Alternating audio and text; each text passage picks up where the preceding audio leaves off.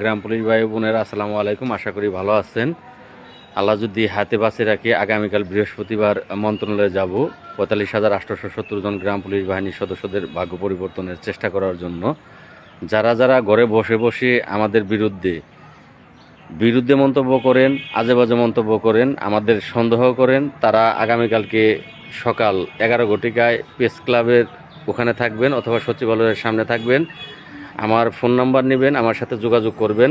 আপনাদেরকে সাথে নিয়েই অর্থ মন্ত্রণালয়ে যাব, স্থানীয় সরকার মন্ত্রণালয়ে যাব, আপনাদের সাথে রেখে কথা বলবো। আপনারা স্বচক্ষে নিজ চক্ষে দেখতে পারবেন, নিজ কানে শুনতে পারবেন যে আসলে কি আপনাদের জন্যই মন্ত্রণালয়ে যাই, আপনাদের জন্যই কাজ করতেছি কিনা, এগুলো নিজ চক্ষে দেখতে পারবেন। আর আশা করি যখন নিজের চক্ষে দেখতে পারবেন তখন আর সমালোচনা করতে পারবেন না। তো আশা করি ঘরে বসে আপনারা সমালোচনা না করে, দয়া করে অনুরোধ রইল, আপনাদের পায়ে ধরি, আপনারা আগামীকালকে ঢাকা চলে আসেন। আগামীকালকে 11টা বাজে সচিবালয়ের সামনে থাকবেন। আপনাদের সাথে নিয়েই মন্ত্রণালয়ে যাব এবং কথা বলবো। আপনি নিজ কানে শুনে আসেন, নিজ চোখে দেখে আসেন, তারপর আমাকে নিয়ে না হয় মন্তব্য করেন যে লাল মিয়া ভাই সঠিক না, লাল মিয়া ভাই মিথ্যা আশ্বাস দেয়, লাল মিয়া ভাই ভুল, এগুলো পরে বলেন ভাই। অনুরোধ রইল যে যদি না আসেন তাহলে ঘরে বসে বসে মিথ্যা অপবাদ দেবেন না, সমালোচনা করবেন না। ধন্যবাদ।